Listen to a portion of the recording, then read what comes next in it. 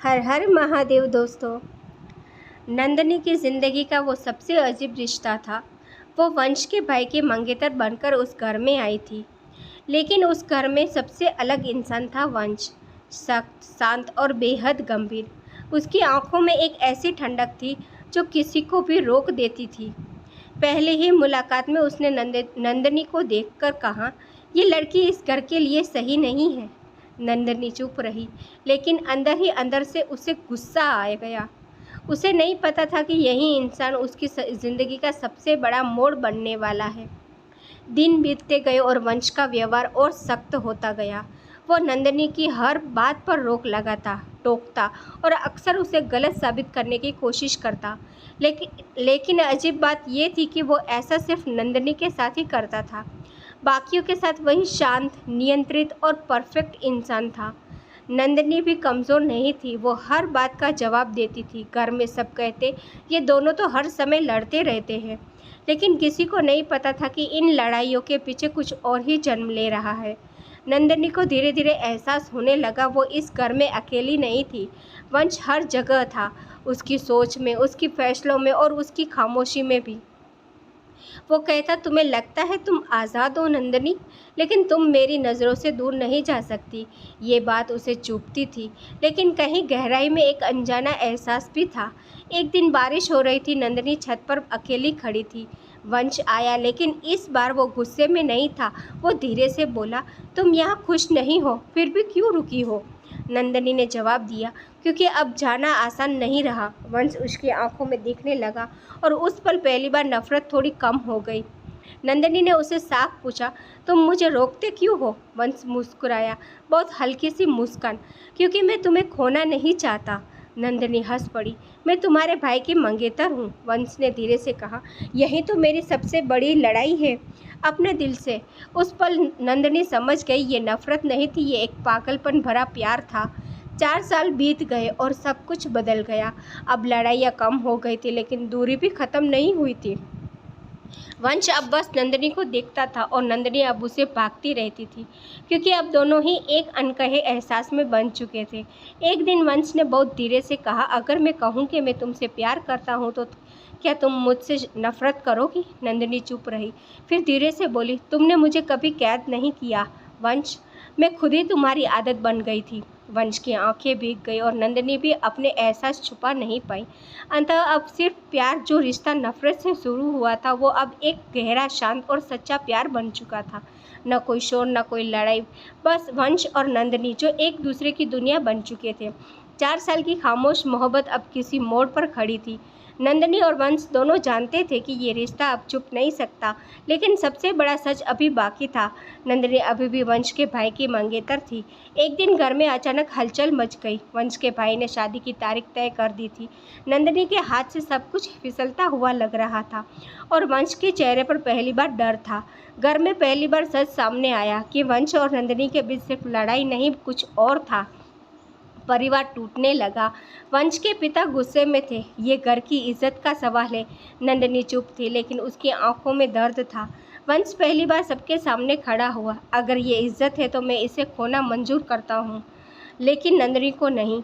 उस रात घर में कोई नहीं सोया, इस तरह सन्नाटा था। नंदनी छत पर अकेली थी और वंश धीरे से उसके पास आया। तुम क्या चाहती हो नंदनी? नंदनी की आंखों में आंसू थे। मैं नहीं चाहती कि मेरी वजह से सब टूटे।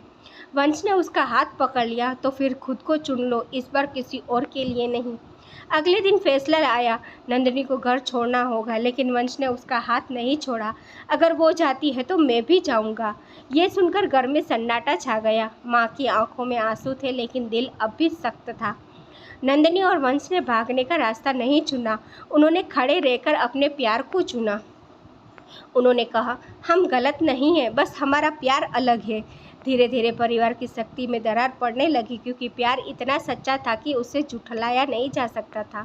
कई महीनों बाद वही घर, वही लोग, लेकिन माहौल बदल चुका था। आज नंदनी दुल्हन थी और वंश दूल्हा, लेकिन ये कोई साधारण शादी नहीं थी। ये उस प्यार की जीत थी जिसे कभी नफरत समझा गया था। जब नंदनी ने वंश को देखा, उसकी आंखों में वही पागलपन था जो सालों पहले शुरू हुआ था। फेरों के बाद वंश ने नंदिनी का हाथ थामा और कहा, तुम मेरी नफरत नहीं, मेरी सबसे बड़ी मोहब्बत हो। नंदिनी मुस्कुराई, और तुम मेरी सबसे बड़ी जीत हो। घर के लोग अब शांत थे, क्योंकि उन्होंने समझ लिया था कि कुछ रिश्ते तोड़ने के लिए नहीं होते। जो रिश्ता नफरत से शुरू हुआ था वो अब शादी, अपनापन और सच्चे प्यार में बदल चुका था। वंश और नंदिनी अब साथ थे, ना छुपकर ना लड़कर, बल्कि पूरे दिल से। और सबसे खूबसूरत बातें ये थी कि उनकी कहानी अब ख़त्म नहीं हुई थी, बस एक नई शुरुआत हुई थी। शादी को कुछ साल बीत चुके थे। वंश और नंदिनी की ज़िंदगी अब शांत लग रही थी। घर में अब वही लोग थे, लेकिन माहौल बदल चुका था। नंदिनी अब सिर्फ बहू नहीं थी, वो उस घर की पहचान बन चुकी थी।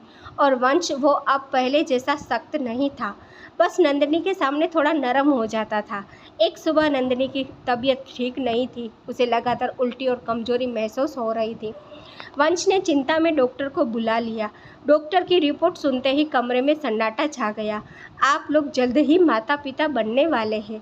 वंश कुछ सेकंड तक बस देखता रह गया, फिर धीरे से नंदिनी का हाथ पकड़ लिया। उसकी आंखों में पहली बार खुशी थी, जो शब्दों में नहीं थी। जब यह खबर घर में फैली तो वही परिवार जो कभी विरोध कर रहा था, अब मुस्कुरा रहा था। नंदिनी के लिए सबका रवैया बदलने लगा, उसकी देखभाल बढ़ गई। लेकिन नंदिनी जानती थी, हर मुस्कान के पीछे पुरानी यादें अब भी थी। वंश अब पहले जैसा नहीं रहा था। वो हर समय नंदिनी के साथ रहता, उसका ध्यान रखता और कभी कभी बिना वजह उसे देखता रहता। नंदिनी पूछती, क्या हुआ? वंश बस कहता, तुम्हें खोने का डर अभी भी है। नंदिनी मुस्कुरा देती, क्योंकि अब उसे समझ आ गया था, ये डर ही उसका सबसे सच्चा प्यार था। एक रात नंदिनी की तबीयत अचानक बिगड़ गई। वंश घबरा गया, पूरी रात उसके पास बैठा रहा। डॉक्टर आए और हालत स्थिर होने की बात कही, लेकिन उस रात वंश पहली बार टूट गया। मैं तुम्हें कुछ नहीं होने दूंगा नंदिनी, कुछ भी नहीं। नंदिनी ने धीरे से उसका हाथ पकड़ा, मैं तुम्हारे बिना भी नहीं रह सकती। कुछ महीनों बाद घर में छोटे छोटे कदमों की आवाज़ गूंज रही थी। वंश और नंदिनी के घर एक नन्हा बच्चा आ चुका था। वंश उसे देखकर बस मुस्कुरा रहा था, और नंदिनी की आंखों में एक नई चमक थी। अब उसकी दुनिया पूरी हो चुकी थी। वंश ने बच्चे को गोद में लेते हुए कहा, देखो नंदिनी, हमारी कहानी अब पूरी हो गई। नंदिनी ने मुस्कुरा कर कहा, नहीं वंश, ये तो बस एक नई शुरुआत है। दोनों एक दूसरे को देखकर मुस्कुरा दिए, क्योंकि अब उन्हें किसी नफरत का डर नहीं था, सिर्फ प्यार था। और उनका छोटा सा परिवार हमेशा के लिए साथ था। जो कहानी नफरत से शुरू हुई थी, वो अब एक खुशहाल परिवार में बदल चुकी थी। वंश, नंदिनी और उनका बच्चा तीनों अब एक ऐसी दुनिया में थे जहाँ सिर्फ प्यार था और सुकून था। नंदिनी और वंश की ज़िंदगी अब पूरी लग रही थी। घर में हंसी थी, बच्चे की आवाज़ थी और एक शांत सा प्यार था। लेकिन कहते हैं ना, सबसे शांति ज़िंदगी के पीछे कोई अनकहा सच छुपा होता है। एक दिन घर में एक पुराना खत मिला, जो वंश के नाम का था। खत पढ़ते ही वंश की आंखें कुछ पल के लिए ठहर गई। चेहरा शांत था, लेकिन अंदर कुछ टूट गया था। उस रात वंश बहुत देर तक खामोश रहा। नंदिनी ने पूछा, क्या हुआ? तुम इतनी चुप क्यों हो? वंश ने उसकी आंखों में देखा और धीरे से कहा, मुझे कुछ महीनों के लिए बाहर जाना होगा, बहुत ज़रूरी काम है। नंदिनी चौंक गई, इतने अचानक? वंश ने सिर झुका लिया, हाँ, और शायद ये जाना बहुत लंबा हो सकता है। नंदिनी को पहली बार डर महसूस हुआ, लेकिन उसने खुद को संभाल लिया। वंश चला गया। घर अब भी वहीं था, लेकिन उसमें वो बात नहीं थी। नंदिनी हर दिन उसे याद करती और बच्चा हर रात अपने पिता को ढूंढता। फ़ोन आते थे, लेकिन आवाज़ में दूरी साफ महसूस होती थी।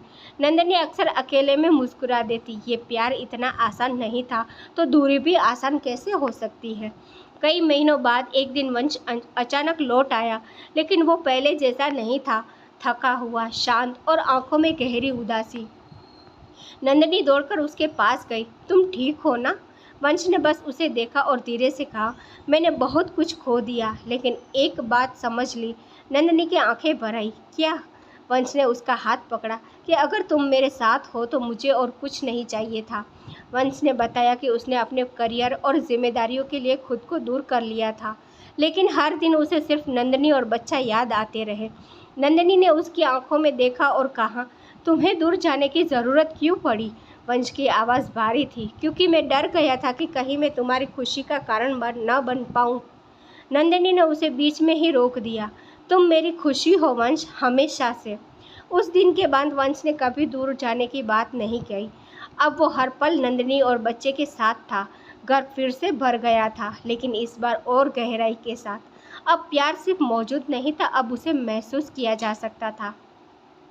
एक शाम वंश ने नंदिनी को छत पर बुलाया। आसमान में सूरज ढल रहा था। वंश ने धीरे से कहा, अगर उस दिन मैं तुमसे नफरत करता रहता तो क्या होता? नंदिनी मुस्कुराई, तो शायद हम कभी ये जिंदगी नहीं जी पाते। वंश ने उसका हाथ कसकर पकड़ लिया। तुम मेरी नफरत नहीं थी नंदिनी, तुम मेरी सबसे खूबसूरत किस्मत थी। सूरज पूरी तरह ढल चुका था, लेकिन उनकी कहानी अब भी रोशन थी। नंदिनी, वंश और उनका बच्चा तीनों अब एक ऐसे प्यार में थे जिसे कोई दूरी, कोई डर और कोई वक्त हिला नहीं सकता था। क्योंकि उनकी कहानी का सच ये था कि कभी कभी नफरत भी सिर्फ प्यार को पहचानने का एक तरीका होती है। दोस्तों, वीडियो पसंद आए तो लाइक करें, अपनी राय कमेंट में बताएं और ऐसे ही दिल छू लेने वाली कहानियों के लिए चैनल को सब्सक्राइब करें। Thank you for watching.